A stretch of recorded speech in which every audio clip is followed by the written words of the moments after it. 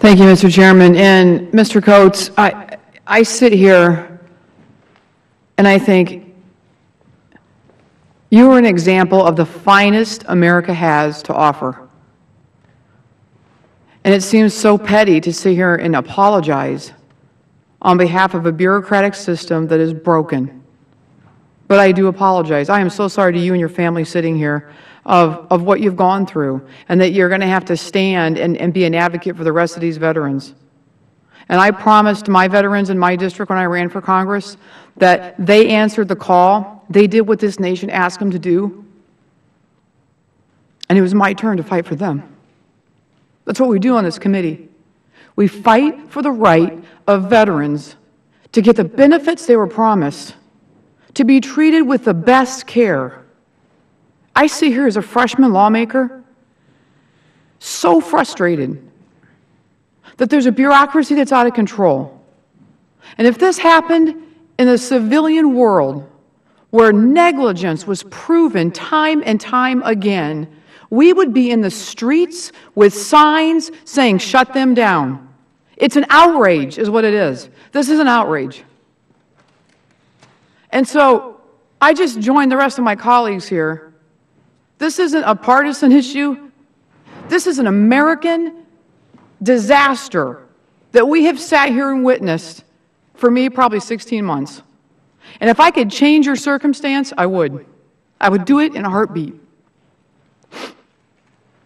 Thank you. My dad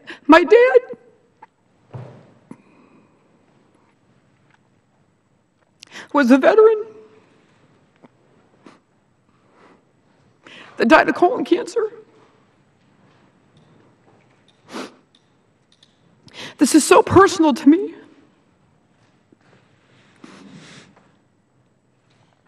And as a committee, I can tell you right now what the VA is going to say when they sit here. They're going to say what the chairman read in his opening remarks.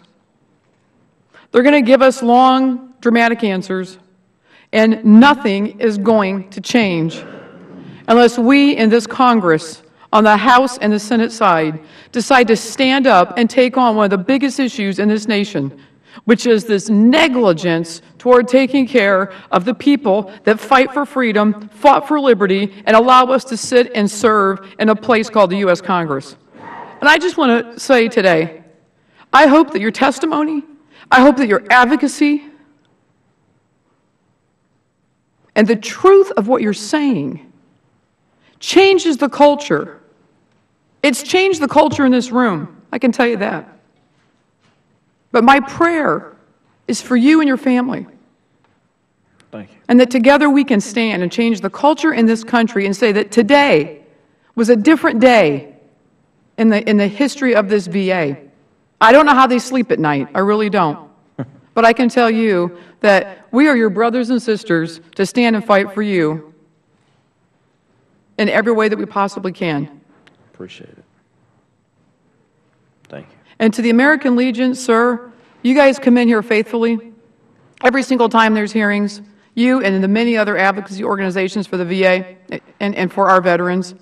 And I just want to commend you for consistently coming, consistently telling the story, consistently being eyes and ears for all of us that have decisions to make and hopefully can improve a failed system.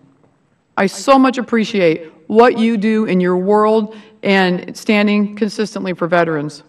But you know, this is so personal to me today because I had to advocate for my dad, and I could, and I did, and we did everything we could possibly do, all the way down to the wire. And that's what I'm going to do for you, Mr. Coates. And for the veterans in my district, I'm going to stand here and continue to fight every day until we change a broken system. So God bless you. Thank you. And together, let's change this system so no other veteran ever has to do what you're going through and your family as well. And you are in our thoughts and prayers. We'll stand with you through this as you continue to go through this process. But God bless you for being here today. Thank you, ma'am.